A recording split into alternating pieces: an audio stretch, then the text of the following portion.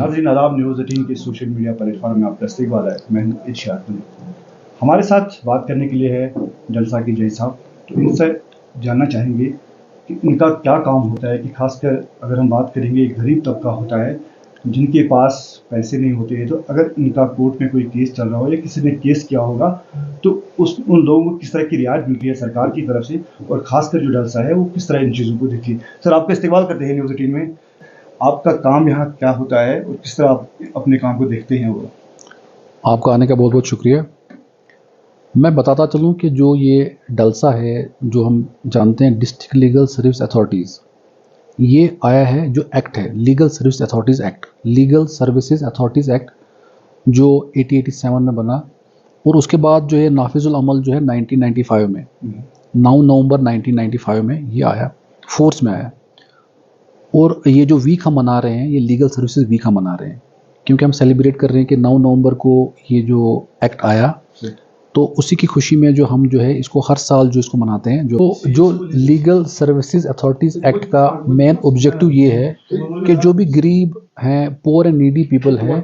उनको free and competent legal services दी जाए। तो इसी एक्ट की जो सेक्शन 12 है, उसमें कैटेगरी बताई गई कि कौन कौन से लोग हैं जिनको फ्री और कॉम्पिटेंट लीगल सर्विस मिलेगी। जिसमें सबसे पहले नंबर पे जो अगर कोई शेड्यूल कास्ट है या शेड्यूल ट्राइब है, उसके अलावा अगर कोई औरत है, वुमेन है, उसके अलावा जैसे जो माइनर चिल्ड्रन हमारे हैं, सीनियर सिटीज़न हैं, ट्रांसजेंडर्स हैं, जो भी इंसान है जो कस्टडी में है, चाहे जेल में है, चाहे वो पुलिस ने पकड़ा है वो है, या वो जो बिलो पॉवर्टी लाइन है वो लोग हैं, या कोई भी कस्टडी में इंसान है वो है, कोई भी जो इंडस्ट्रियल लेबरर है वो उसमें है, कोई भी इंसान जिसको कोई वायलेंस हुआ होगा, जैसे कहीं अर्थक्वेक होता है, कहीं ड्रॉट होता है, कहीं आगजनी होती है, तो वो सब इस कैटेगरी में आते लोग आते हैं, उनको यहाँ कानूनी इमदाद मिलती है।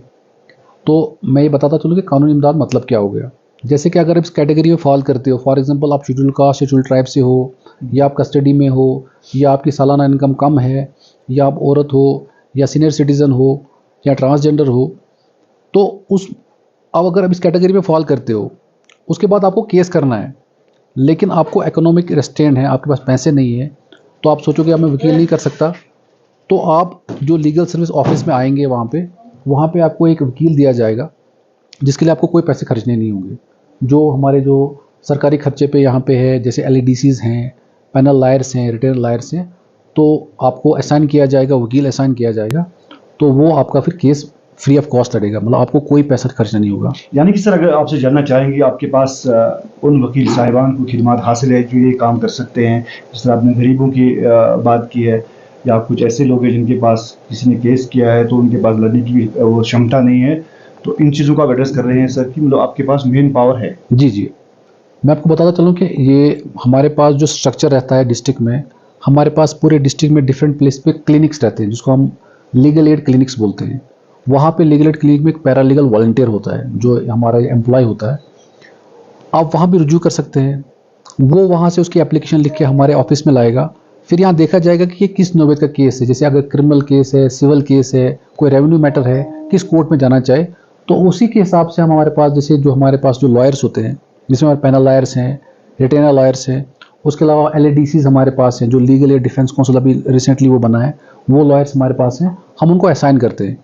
तो वो उसके बाद उसकी ड्यूटी रहती है कि वो उसका जो केस जो है प्रॉपर जो कोर्ट है प्रॉपर फोरम में वो ले जाता है, और उसको कोई पैसा खर्चा नहीं पड़ता। जैसे कि हम देखते हैं कि नॉर्मल कोर्स में अगर कोई केस करना है तो उसमें एक तो वकील को तो फीस देना ही है, उसके अलावा कोर्ट फीस भी देना होता है, एक प्रोसेसिंग फ़ीस भी होता है, अगर कोई सर्टिफाइड कॉपी है उसके लिए भी फ़ीस देना होता है। लेकिन जो ये सेक्शन 12 की कैटेगरी में लोग आते हैं, इनको कोई फ़ीस देने की ज़रूरत नहीं है। इसमें जो सारा खर्चा जो है ये लीगल सर्विस बियर करेगा, और उसके लिए एक प्रॉपर एक सेटअप बना हुआ है।